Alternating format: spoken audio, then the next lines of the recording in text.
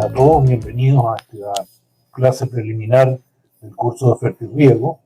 Es un gusto para mí poder estar en contacto con ustedes, aunque sea a la distancia, y desde tantos lugares distintos, Perú y en otros países de América Latina, para presentarles a ustedes esta estrategia tecnológica, o dicho en fácil, cómo hacer la nutrición mineral y hídrica de los cultivos de una manera moderna, dinámica y respondiendo a los requerimientos específicos de agua y nutrientes que tienen las plantas en el campo. Vemos aquí en esta diapositiva inicial la instalación de estos equipos de riego en el campo. Como ustedes ven, constituye una tecnología bastante distinta a la que se utilizaba hasta hace algunos años atrás, que era llevar el fertilizante en sacos, aplicarlo sobre el terreno y luego venir con el riego e inundar los suelos o hacer pasar el agua por unos surcos y esperar que se disolvieran los fertilizantes y penetraran a la zona de las raíces.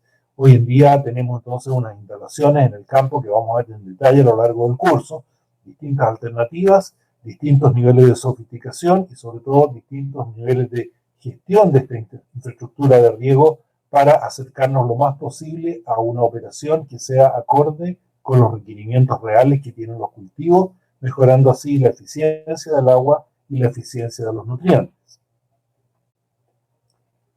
El fertirriego es una herramienta que permite suministrar a la planta, y aquí viene la palabra más importante, diariamente, incluso a veces, varias veces al día, su demanda real de agua y de nutrientes.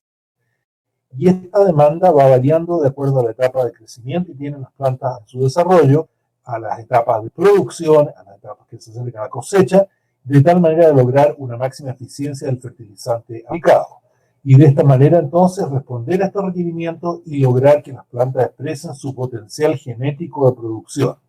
Esa es la causa fundamental por la cual se han mejorado tan notoriamente los rendimientos de los cultivos con el ingreso del riego localizado, el riego por goteo y la aplicación conjunta de fertilizantes. El hecho en que en ningún momento a lo largo de la temporada, a ninguna hora del día, la planta se encuentre con un desabastecimiento temporal de agua o de nutrientes que vea limitado su desarrollo y su productividad. Y en ese sentido, entonces, podemos definir al fertirriego como la aplicación de nutrientes a través del sistema de riego.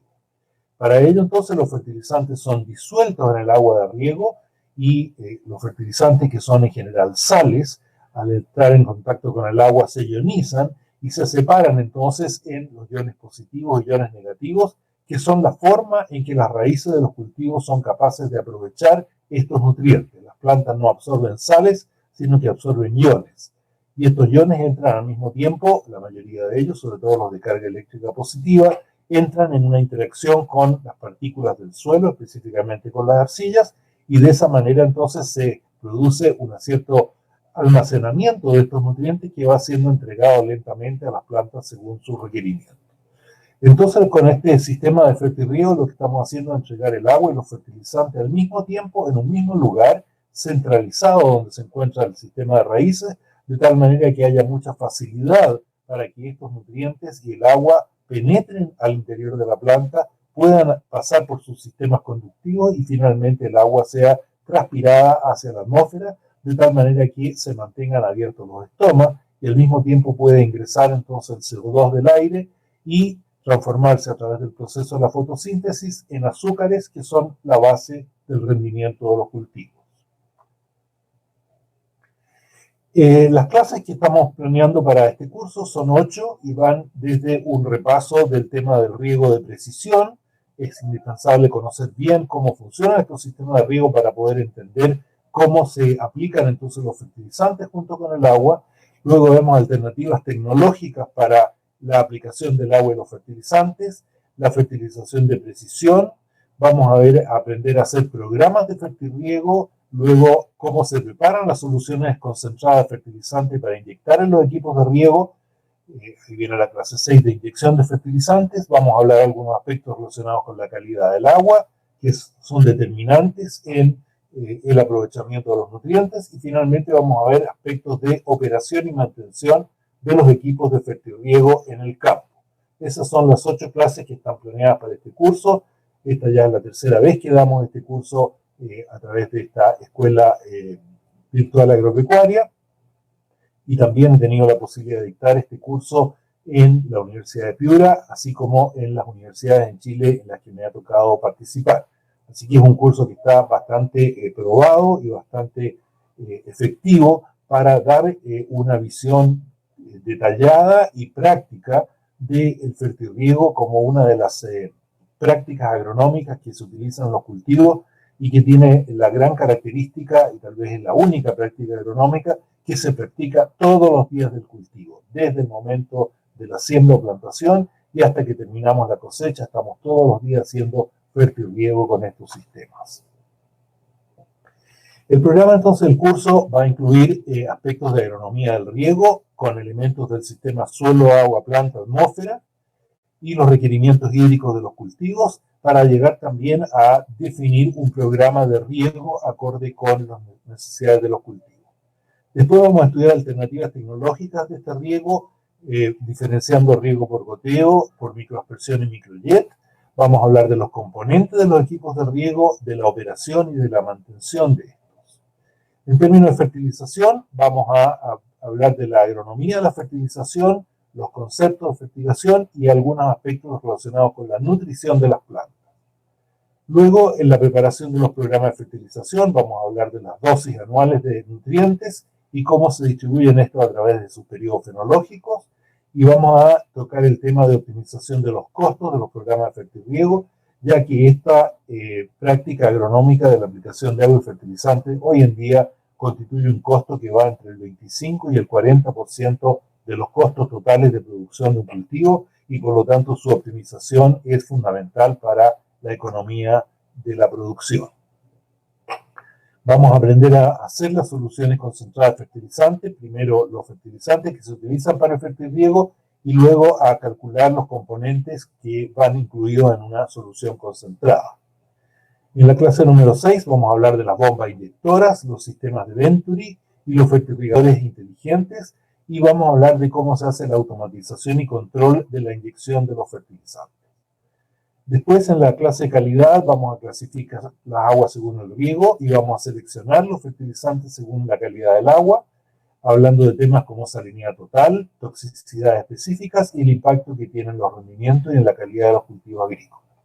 Y por último, vamos a hablar del cálculo de las diluciones y las velocidades de inyección de estas soluciones fertilizantes, las distintas estrategias alternativas que existen y de los softwares disponibles que hay para llevar entonces la operación y el control de esta en beneficio de nuestro conocimiento de lo que se está haciendo con el cultivo y nuestra evaluación de la respuesta del cultivo a la práctica que estamos haciendo del fertirriego.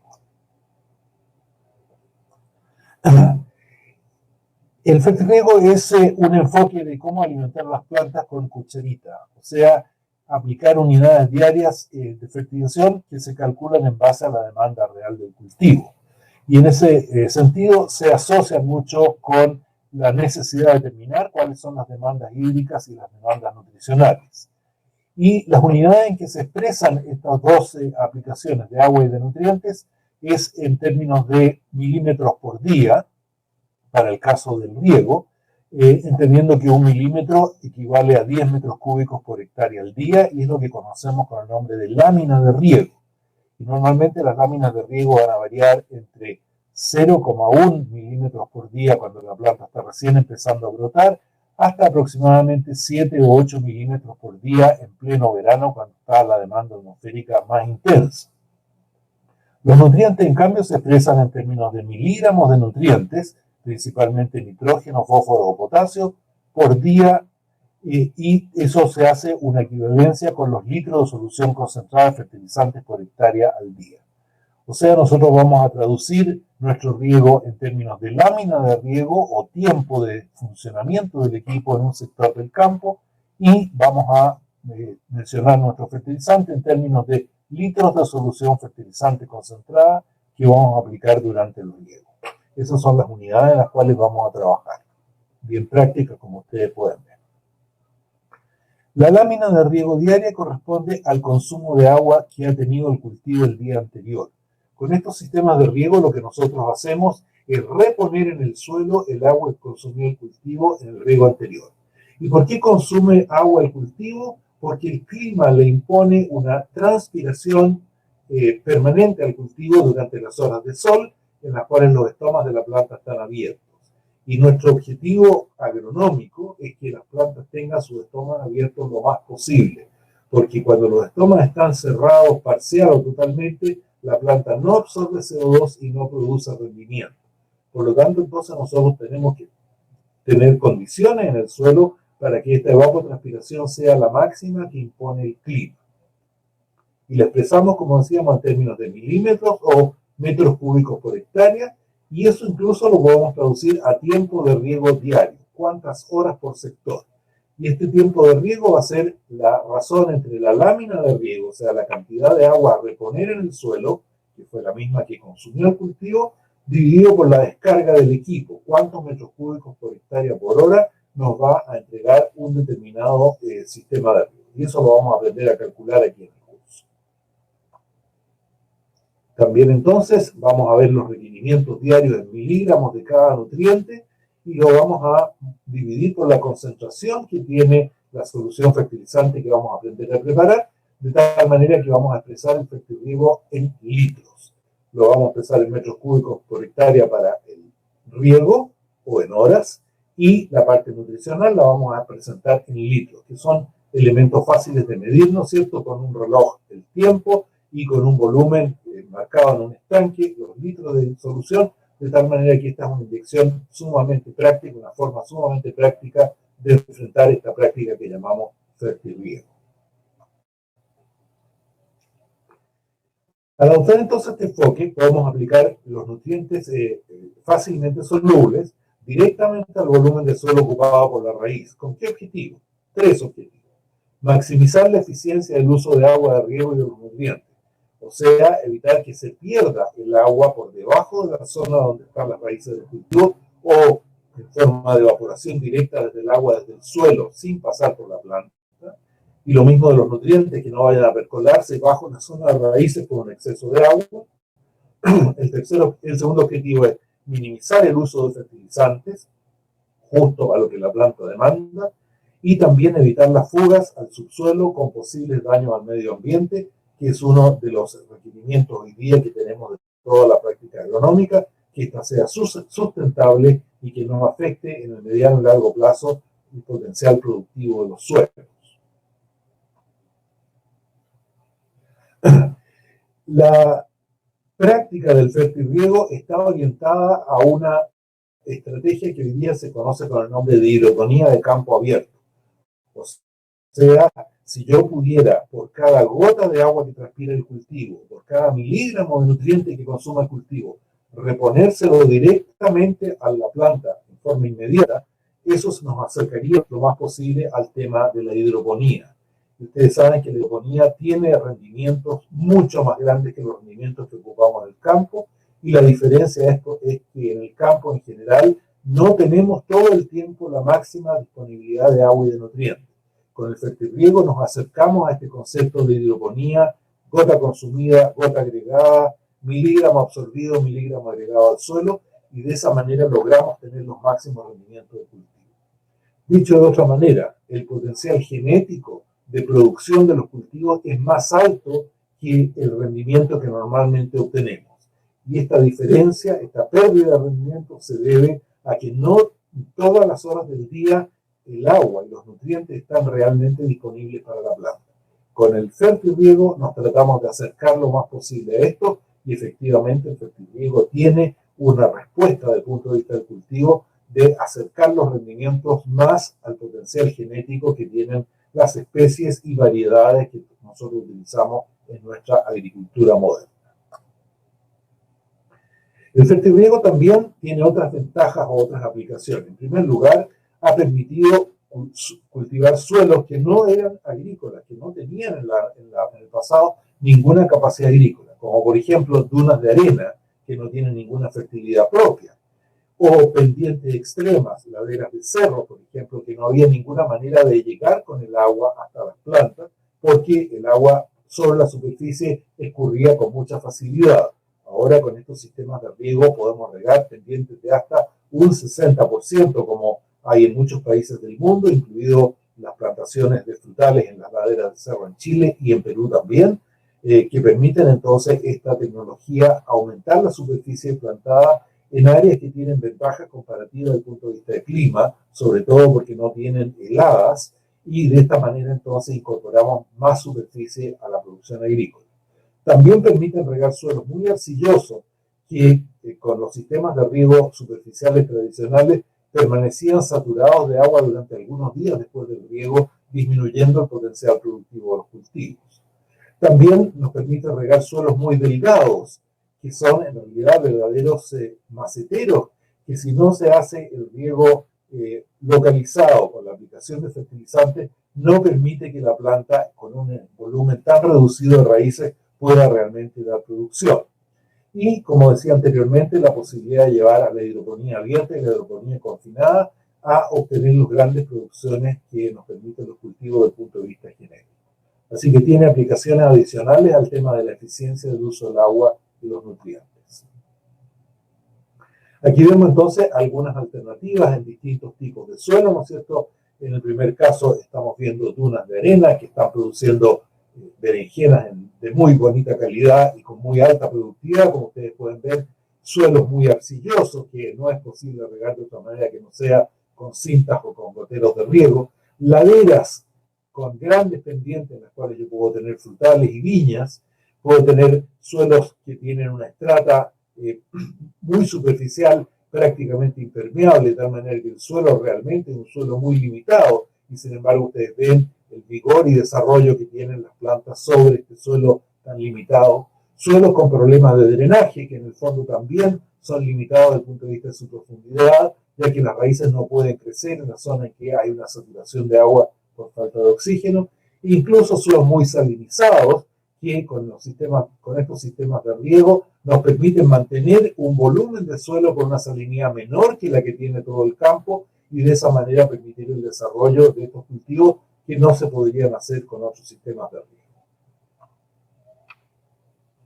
Bueno, las tecnologías de fertirriego, que ya están bien probadas y son eficientes, permiten evitar que se desperdicie agua, que es hoy día un recurso realmente escaso y en disminución desde el punto de vista de su disponibilidad por efecto del cambio climático, que está determinando condiciones de sequía muy intensas, de larga duración. Esperamos las próximas décadas tener que sobrevivir con una sequía creciente, y también permite que se le exiguen los nutrientes, como ocurre con los sistemas agrícolas convencionales, de tal manera que las napas freáticas sean cuidadas desde el punto de vista de la calidad del agua, y de esa manera permitan una sustentabilidad de la agricultura de largo plazo. Por otra parte, entonces, vamos a mencionar que existen 3 sistemas de riego presurizado de aplicación localizada, y los vamos a estudiar con cierto detalle en la primera y la segunda clase. Son los sistemas de riego por goteo, por microjet y por microacción. Vamos a ver sus similitudes y sus diferencias, sus ventajas y sus desventajas, y en qué situaciones es más conveniente utilizar uno u otro de estos sistemas que nos ha puesto disponibilidad las nuevas tecnologías de riego. Recordemos que estas tecnologías no tienen más allá de 30 años en la aplicación del agua, y el riego de los cultivos agrícolas se inició prácticamente hace unos 4.000 a 5.000 años anteriormente. O sea, los cultivos se regaron durante todos miles de años con las técnicas de riego superficiales, que aún hoy día imperan en una cantidad apreciable en la superficie agrícola de nuestros países, y recién hace 30 años empezó el desarrollo de estas nuevas tecnologías. O sea, a nuestra generación le ha correspondido una situación revolucionaria desde el punto de vista histórico en cuanto a la forma de aplicar el agua y los fertilizantes a los cultivos. Y ellos que dedicamos tanto tiempo y tanto esfuerzo a tratar de promover esta tecnología entre los profesionales, los técnicos, los encargados de campo, los agricultores,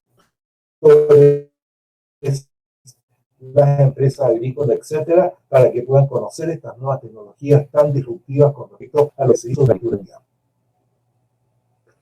El riesgo resultado de aplicación localizada, estos tres métodos que había mencionado anteriormente, implica que yo estoy restringiendo el volumen de suelo en el cual se encuentran las raíces del cultivo.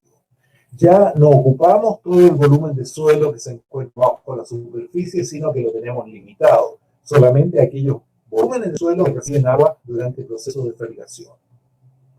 Sin embargo, estos volúmenes restringidos, cuando son adaptados el agua y los nutrientes de forma precisa de acuerdo a los requerimientos, son más que suficientes para sustentar lo que necesita la planta. Y por lo tanto, hay esta modificación importante que se hace de la forma de los sistemas de raíces, es conveniente para los cultivos. Sin embargo, esto tiene un inconveniente. El inconveniente es que cuando no lo hago con precisión y fluctúa mucho el volumen de suelo que está involucrado en el aporte de agua y nutrientes, se producen daños en el cultivo muy fuertes. Por lo tanto, el usar estas tecnologías implica necesariamente usar una gran precisión en el cálculo del consumo de agua y del consumo de nutrientes para tener entonces esta fertilización. Entonces, aquí la fertilización, o sea, la aplicación de fertilizantes que usábamos en forma clásica en la agricultura anterior, como era la aplicación del fertilizante al boleo o entre las hileras, aplicarlo todo en la presiembra, adicionarlo con el agua de riego rodado o en el agua por surco, ya ha tenido que cambiar notoriamente para poder adaptarnos a este volumen de suelo que es restringido en el caso del riego localizado. Y entonces vemos que los suelos son distintos en su comportamiento al aplicar el agua, como ven ustedes en la primera imagen. Ustedes ven que en un suelo arenoso voy a tener prácticamente una especie de zanahoria bajo cada uno de mis soles. El agua se mueve rápidamente en profundidad y muy poco en forma lateral y se va a formar un volumen de suelo de esta forma. Y solo en este volumen de suelo voy a tener raíces. En toda esta parte más clara no voy a tener raíces porque no voy a tener humedad. En cambio, en un suelo de textura franca voy a tener una especie de cebolla, ¿no es cierto? Un bulbo de mojado.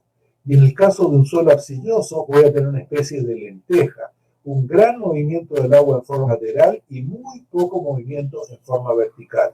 Y las raíces de los cultivos se van a tener que acostumbrar a estos sistemas de riego y de aquí van a tener que sacar el agua y los nutrientes que yo le estoy aportando al sistema. Esto es un cambio importante en la estructura biológica del cultivo que lo estoy provocando con la tecnología de riego. Es más aún, voy a tener incluso en los distintos tipos de suelo diferencias importantes también en la ubicación del agua con respecto al eje de plantación.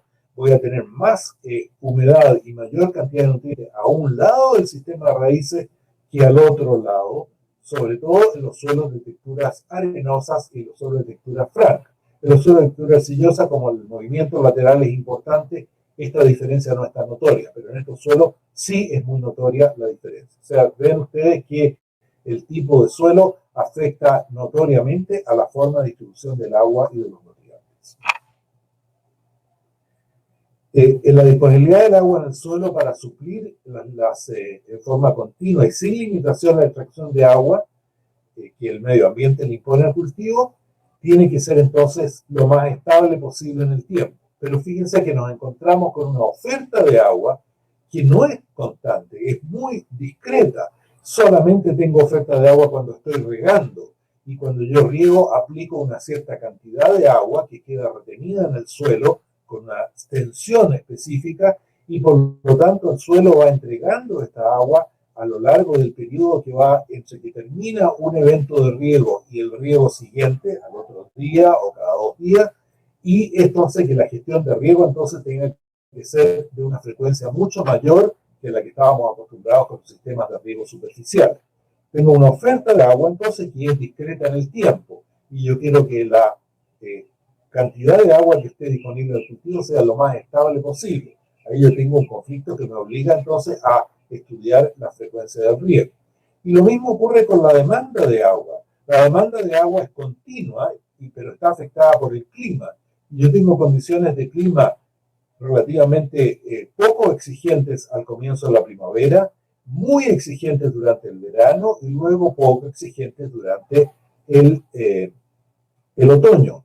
Y también la cantidad de hoja, el índice de área foliar, la cantidad de metros cuadrados de hoja que yo tengo por metro cuadrado de terreno del cultivo, son variables también en el tiempo. Al comienzo de la temporada tengo pocas hojas cuando está brotando la planta o emergiendo del suelo. Se cubre completamente la superficie del suelo en la mitad de la temporada y luego, a medida que se acerca el otoño, empieza a perder entonces actividad las hojas que están más sombrías y va disminuyendo la cantidad de hojas que transpiran efectivamente en el cultivo. Entonces tengo una oferta variable, una demanda variable y yo quiero que la disponibilidad sea constante. Por lo tanto, tengo que adaptar esta oferta variable a la demanda variable para que se mantenga esta condición de estabilidad. Tengo que conocer la cantidad de agua que voy a aplicar y cómo se distribuye en el suelo y la cantidad de agua que está demandando el clima a medida que va cambiando la temporada del cultivo. Las reacciones de las partículas del suelo con los compuestos químicos que yo entrego en las soluciones de fertilizantes a través del riego son bastante complejas, involucran interacción entre estos componentes. ¿A qué se debe esto? A que las partículas del suelo, como ustedes saben, tienen un excedente de carga eléctrica negativa en la superficie, principalmente las arcillas del suelo y también la materia orgánica del suelo, y también en el suelo se pueden producir reacciones de precipitación, por ejemplo, cuando el calcio que yo aplico como fertilizante va a entrar en contacto con los carbonatos y los sulfatos que se encuentran presentes en el agua riego y en el suelo, y eso va a generar precipitaciones de sales prácticamente insolubles, y también ocurre en el caso del aluminio y el hierro en suelos que tienen un pH ácido. Entonces, estas reacciones las vamos a estudiar también a lo largo de nuestras sesiones y vamos a ver entonces cómo tomarlas en cuenta en la formulación de las soluciones fertilizantes para que sean estas lo más eficientes posibles. Nuestra agricultura, la que nosotros estamos viviendo ahora en pleno siglo XX, necesita entonces tener presente que nosotros tenemos una responsabilidad social muy importante y que es de suministrar los alimentos para una población mundial que está en un crecimiento explosivo. Y esta es nuestra responsabilidad como profesionales y somos los únicos profesionales, si ustedes lo piensan, que están haciendo su actividad para cumplir con este objetivo de suministrar suficientes alimentos. Ninguna otra profesión está dedicada a producir los alimentos. A nosotros nos corresponde hacer esto y por lo tanto entonces tenemos que tener una alta eficiencia en el uso de los recursos hídricos y en el uso de los fertilizantes para suplir esta demanda. Quiero mencionarles que esta no es una declaración políticamente correcta, es en el fondo la razón de ser de nuestra actividad profesional productiva. Nosotros somos los responsables de que la humanidad tenga suficiente alimento y para ello tenemos tecnologías modernas como es el fertirriego y por esto estamos todos aquí juntos en estas clases para aprender sobre este tema y poder aplicar nuestros conocimientos con este objetivo. Nuestro objetivo, nuestra misión profesional es asegurar en todo momento durante el desarrollo del cultivo que la disponibilidad del agua y los nutrientes nunca sea el factor limitante de la productividad y la calidad, con un mínimo costo y con una seguridad del menor impacto posible al medio ambiente. Y cuando digo nunca me refiero a lo siguiente. Si durante algunas horas durante el día o durante algunos días en la temporada esta disponibilidad no es óptima, o sea, está por debajo del óptimo que requieren las plantas, ese es un tiempo perdido para el rendimiento del cultivo.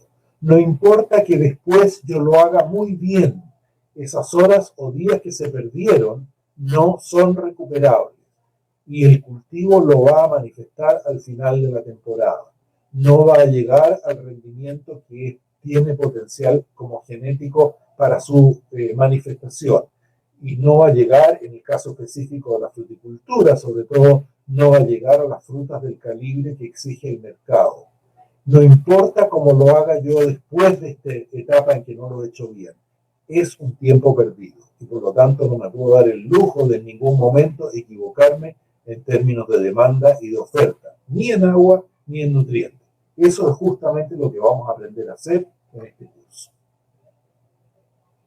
Y para ello entonces les voy a dar dos referencias. Están aquí los links, y en la administración de este curso también va a bajar estos dos libritos que están aquí presentes.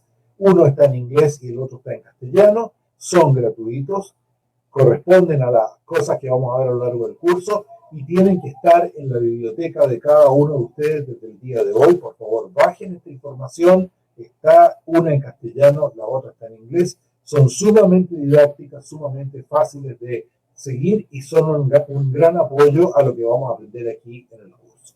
Así que les pido por favor que lo bajen, ya sea ustedes directamente o lo suban a la página del curso para que ustedes lo tengan como una biblioteca, porque en base a eso es que vamos a hacer las distintas clases que estamos entonces aquí planeando para el curso.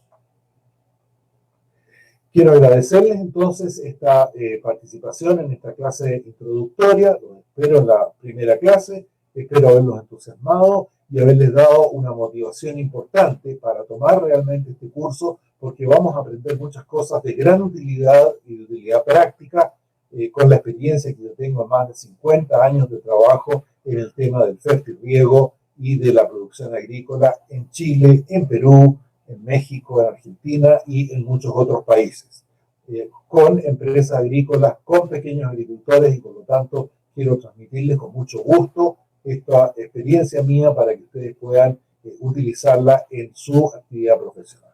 Así que me despido de ustedes, sí, pero antes de despedirme quiero dejar abierto el foro por si hay cualquier pregunta o consulta. Son todas ellas bienvenidas y con mucho gusto voy a responderlas con el mayor detalle posible. Así que, por favor, Lorena, si es tan amable de administrar las preguntas y respuestas.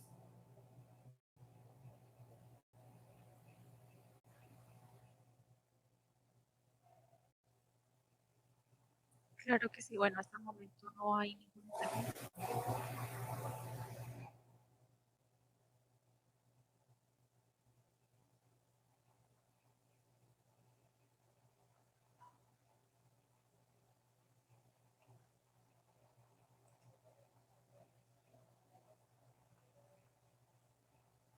Si los veo un poco reticentes en hacer preguntas, cosa que es muy común, me gustaría a mí hacerle entonces una pregunta a aquellas personas que quieren contestar.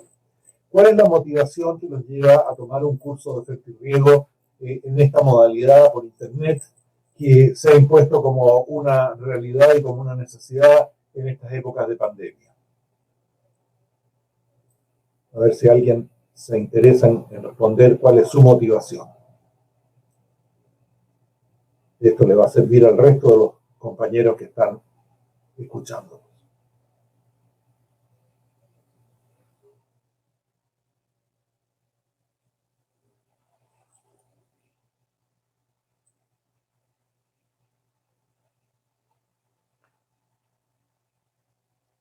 Si no hay esta pregunta, quisiera formular otra para ustedes.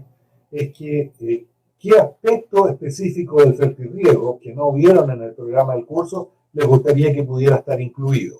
Podemos hacer, como tenemos tiempo para hacer estas clases, podríamos incluir algún aspecto que a alguno de ustedes les resulte de especial interés.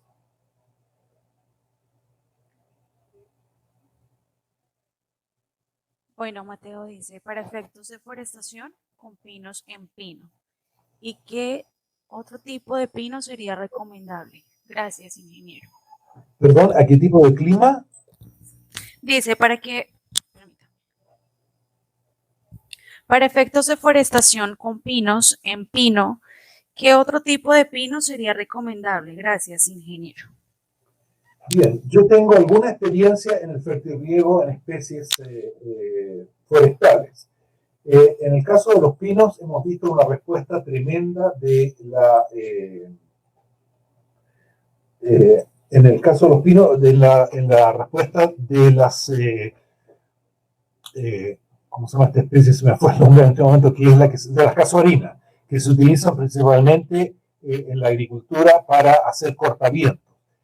El crecimiento de las casuarinas con el fertirriego es una cosa impresionante. Hemos llegado a un crecimiento desde la plantación hasta los 3 metros de altura en 6 meses, regando todos los días con la aplicación de fertilizante y la cantidad justa de agua y nutrientes. Una cosa impresionante, crece más rápido que el maíz. Y también he tenido alguna experiencia en eucaliptus, donde hemos hecho riego por goteo con fertilizante en eucaliptus, y en vez de demorar 7 años una planta desde el momento de la plantación hasta que los troncos han alcanzado el calibre, el diámetro para su corte, lo hemos logrado en 4 años. O sea, aquí el impacto sobre este tipo de especies vegetales es realmente impresionante.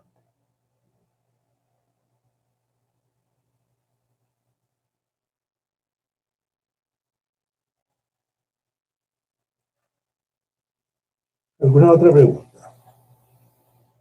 Chávez nos comenta que él está interesado en aprender más sobre la carrera y obtener conocimiento. Perdón, Lorena, yo creo que tiene que acercarse más al micrófono porque así le escucho muy bajo. Ok, Jesús Chávez nos da su opinión y dice aprender más sobre la carrera y obtener conocimiento. Perfecto, muy bien, señor Chávez, ese es realmente también el objetivo mío, de poder entregarles estos conocimientos nuevos y darles entonces a ustedes un paquete de trabajo, porque esto va a ser una cosa práctica y concreta, un paquete de trabajo que les va a permitir aumentar su desarrollo profesional y la llegada a productores agrícolas, ya sea grandes, medianos y pequeños, con un bagaje de conocimiento y con herramientas concretas para ayudarlos a resolver sus problemas de riego y fertilización.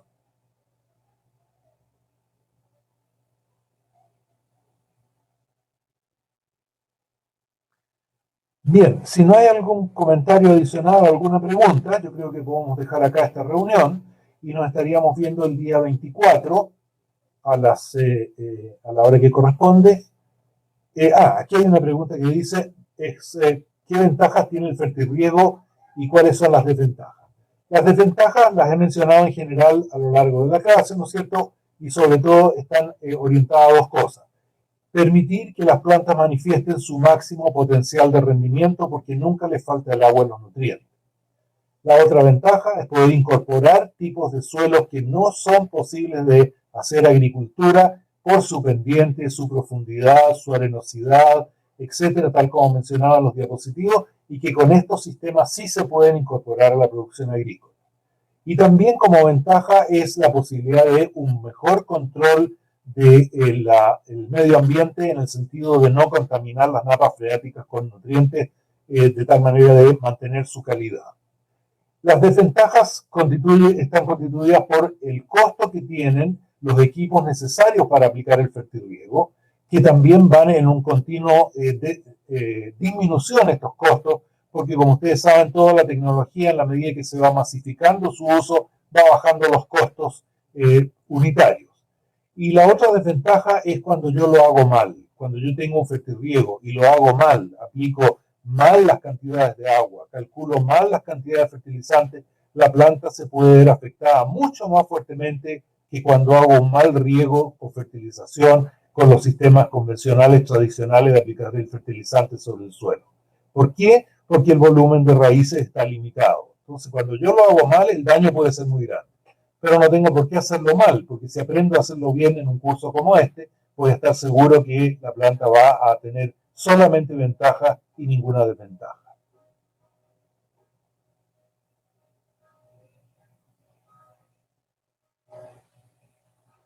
Bueno, tenemos otra pregunta de Celso Mamani. Dice, ¿qué métodos o insumos debo usar para contrarrestar el efecto de la salinidad? Muy bien, muy interesante la pregunta. Bien, tenemos que tener en consideración que la salinidad que va a estar presente en el suelo donde están las raíces va a ser igual a la salinidad del agua del suelo más los fertilizantes. Cuando yo estoy aplicando exactamente la cantidad de agua que consume el cultivo, entonces estoy empujando con el sistema de riego las sales a la periferia de donde se encuentran las raíces y voy a mantener un nivel de salinidad adecuado. Pero cuando yo aplico agua de menos, voy a tener una entrada de estos sales que se han ido acumulando en la periferia hacia el volumen donde están las raíces y se van a producir toxicidades. Y vamos a aprender entonces a mantener, en el curso vamos a aprender a mantener en el volumen de suelo esta salinidad. Cuando tengo agua de muy mala calidad, con mucha salinidad, no la puedo usar en el caso del riego por goteo, porque ese volumen de suelo se va a salinizar muy rápidamente. Entonces también vamos a aprender a ver hasta qué nivel de salinidad del agua de riego puede ser utilizado para el riego por goteo, microaspersión y microhielo.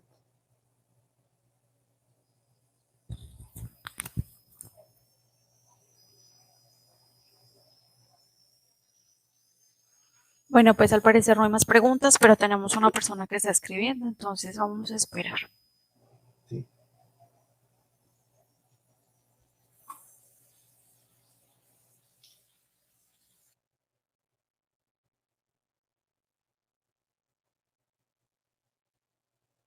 Pregunta, cuando se habla de balance de nutrientes, ¿en qué unidad se hace el balance? Perdón, no escuché bien la pregunta, Lorena. Raúl Suárez pregunta, cuando se habla de balance de nutrientes, ¿en qué unidades se hace el balance? Cuando se habla de balance, nos estamos refiriendo a que la cantidad de agua la cantidad de nutrientes que yo aplico tiene que ser equivalente a la cantidad de nutrientes que absorbe el cultivo en ese momento. Y así, por ejemplo, hay épocas durante la temporada de desarrollo del cultivo que requiere pocas cantidades de nitrógeno y más cantidades de potasio. Otras épocas en que requiere más fósforo y menos magnesio. Entonces, cuando hablamos de balance, es que yo tengo que ir modificando las soluciones nutritivas de acuerdo a la etapa fenológica en que se encuentra el cultivo. A eso se refiere el tema de balance. Y las unidades en que se expresan normalmente son en miligramos por litro o partes por millón, y también se expresa en kilogramos de fertilizante por hectárea.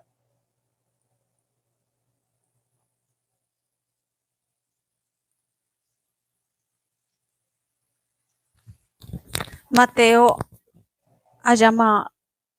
Ayamamani pregunta, gracias ingeniero. Una última pregunta, entiendo, pino casuarina es recomendable para 3800 MSNM o es para costa.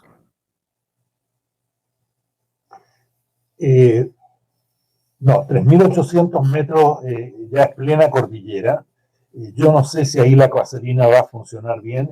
Funciona muy bien en las áreas agrícolas que están ubicadas hasta unos 1.000 metros de altura. No tengo experiencia en agricultura de la sierra con este tipo de especies.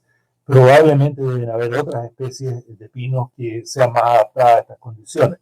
Yo me imagino que 3.800 metros deben haber fuertes heladas y tengo la impresión de que las casuarinas no son bastante susceptibles a la helada.